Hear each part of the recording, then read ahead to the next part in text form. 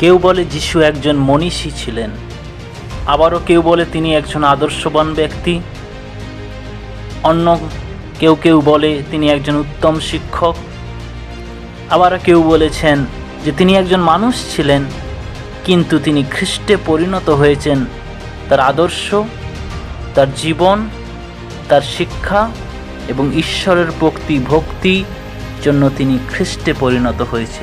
নমস্কার বন্ধুরা, আমি সকলকে আমার এই চ্যানেলে স্বাগত জানাই। আজকের এই ভিডিওতে আমরা আলোচনা করব প্রকৃতপক্ষে যীশু খ্রিস্ট কে এবং বাইবেল আমাদেরকে সেই যীশু খ্রিস্টের বিষয়ে কী শিক্ষা দেয়। আসুন আমরা শুরু করি। যিশু কে? Who is Jesus Christ?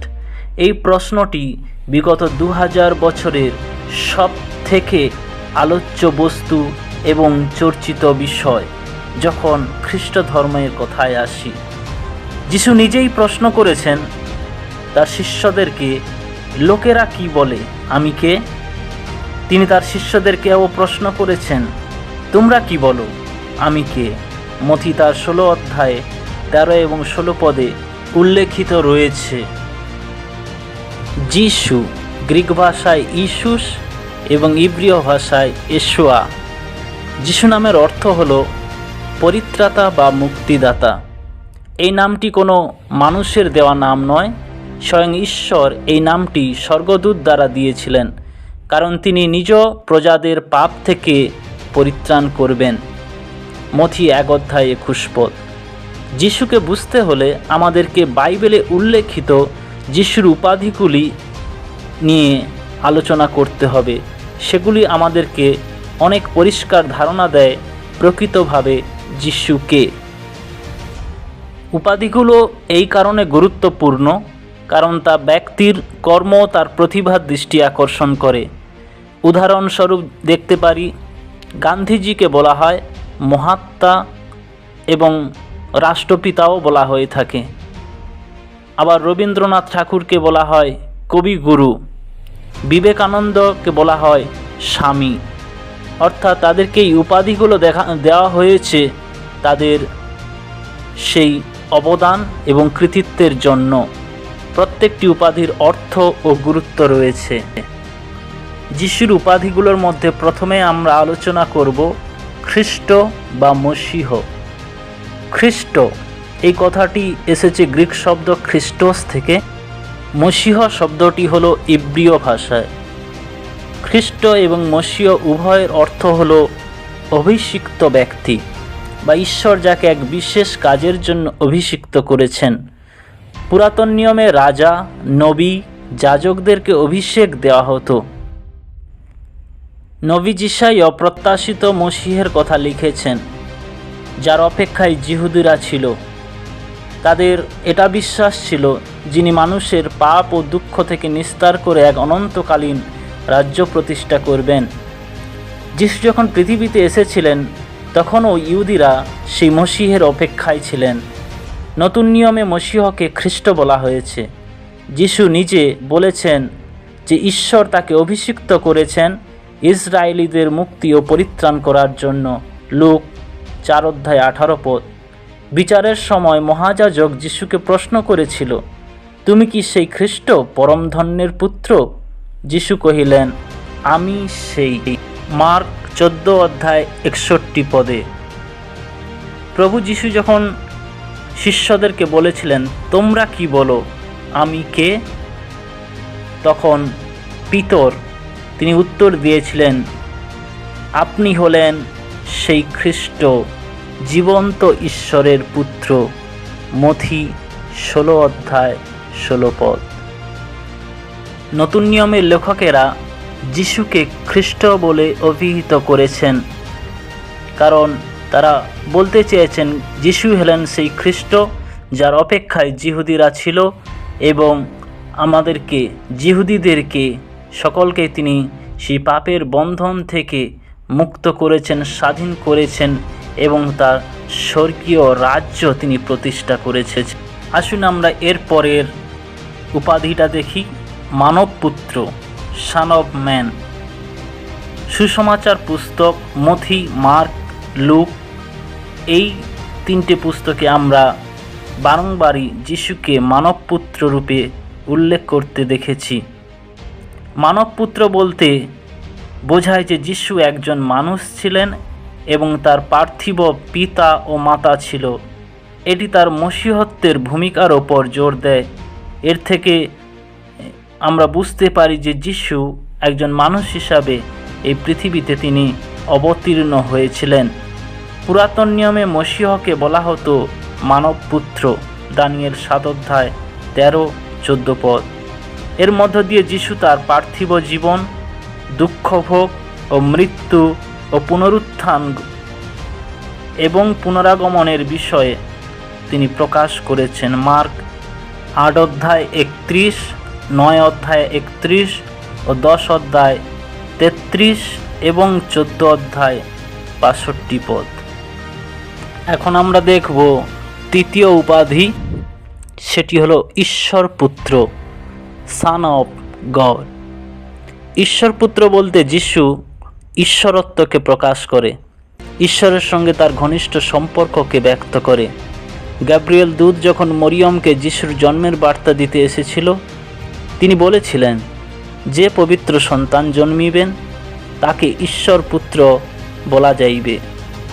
যিশুর বাপ্তিস্মের সময় স্বর্গ হতে এই বাণী হয়েছিল, ইনি আমার প্রিয় পুত্র, ইহাতে আমি প্রীত।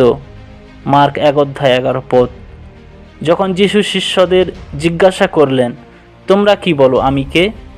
পিতর বলেছিল, আপনি সেই খ্রিস্ট, জীবন্ত ঈশ্বরের পুত্র। মতি 16 অধ্যায় 16 পদ। যিশু ক্রুশে প্রাণ ত্যাগ করার পর যখন ভূমিকম্প হলো, সেখানে দাঁড়িয়ে থাকা রোমান সেনা বলেছিল, সত্যই ইনি ঈশ্বরের পুত্র ছিলেন।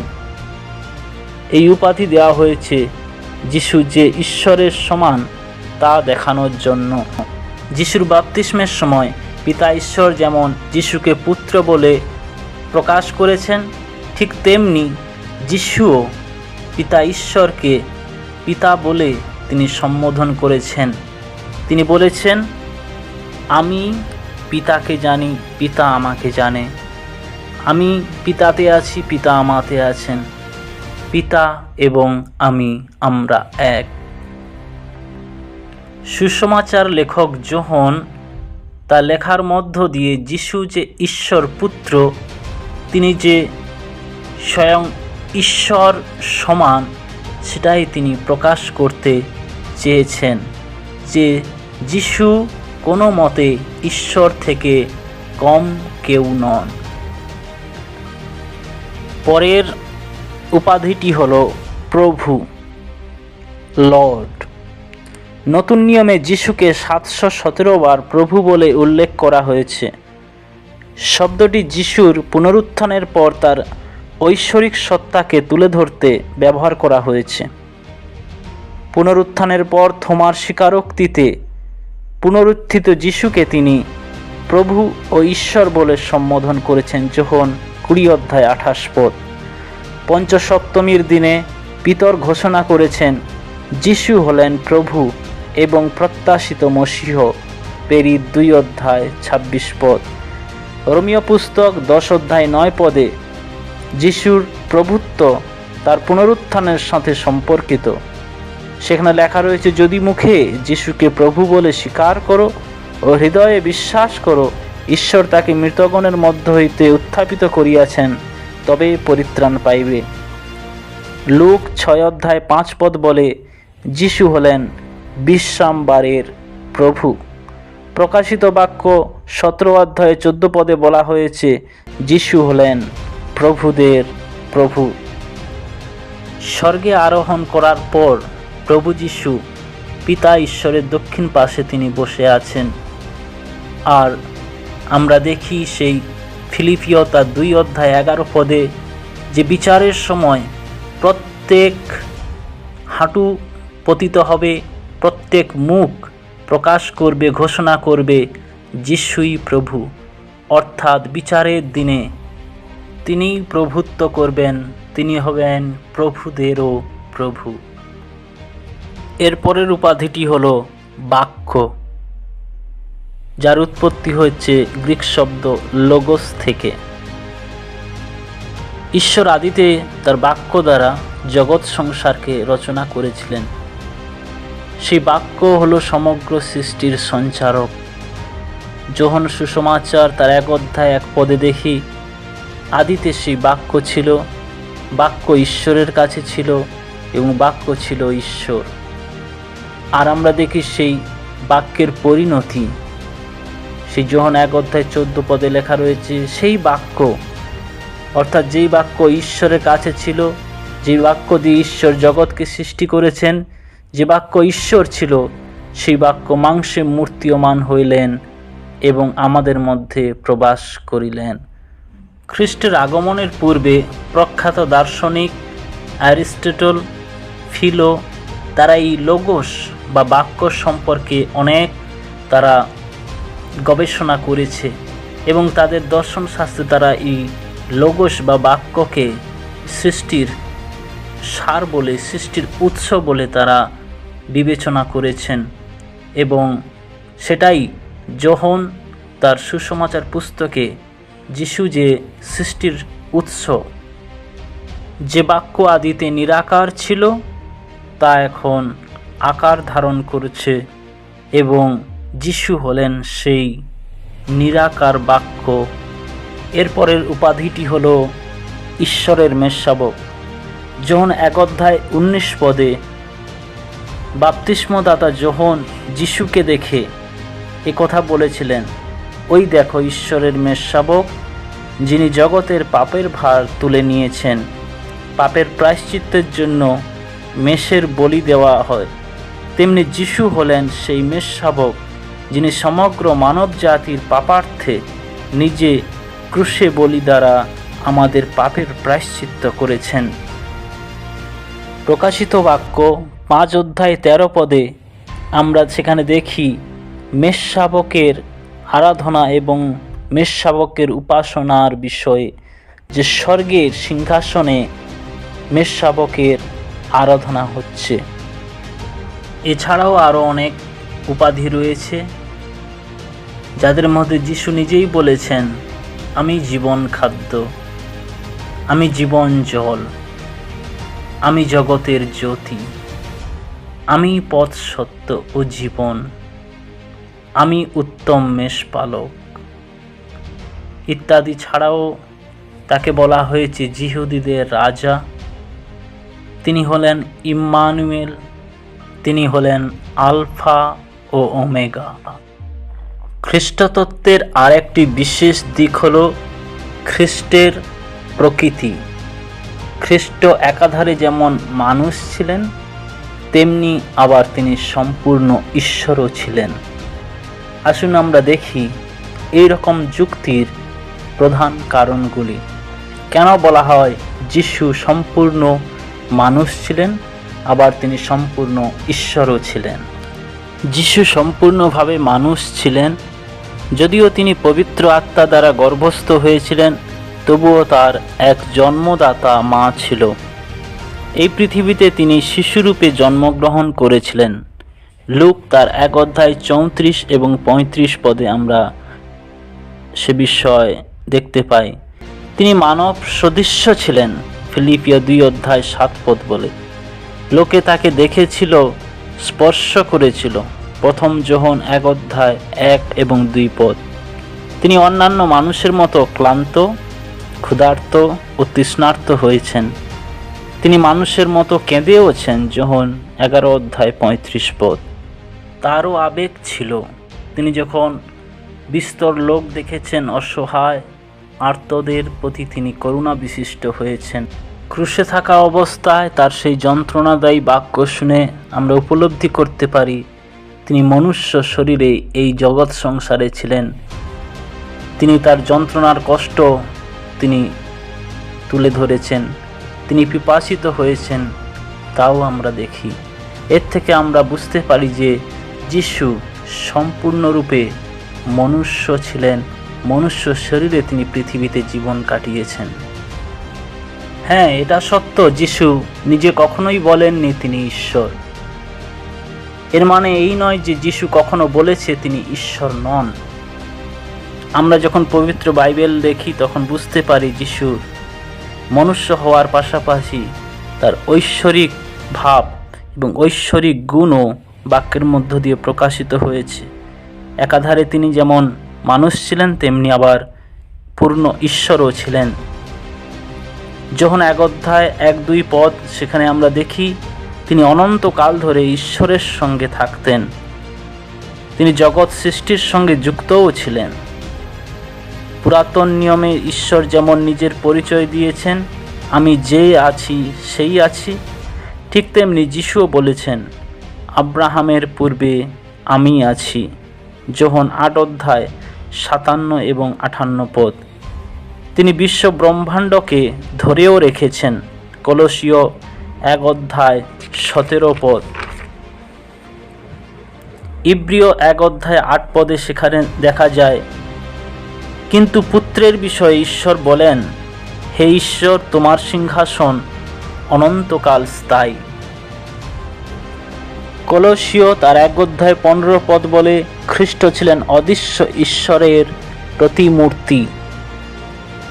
ফিলিপিও তার 2 অধ্যায় 6 পদে আমরা দেখি তিনি ছিলেন স্বয়ং ঈশ্বরের প্রতিমূর্তি। যোহন 1 অধ্যায় 14 পদ বলে, যিশু হলেন ঈশ্বরের অবতার। ঈশ্বর মনুষ্যরূপে এই পৃথিবীতে অবতীর্ণ হয়েছেন। যিশু পাপহীন ও পাপ ক্ষমাকারী ছিলেন। প্রথম যোহন 3 অধ্যায় 5 পদ বলে, তাহার কোনো পাপ ছিল না, তিনি কখনো কোনো পাপ করে নাই। প্রথম পিতর 2 অধ্যায় 22 পদ।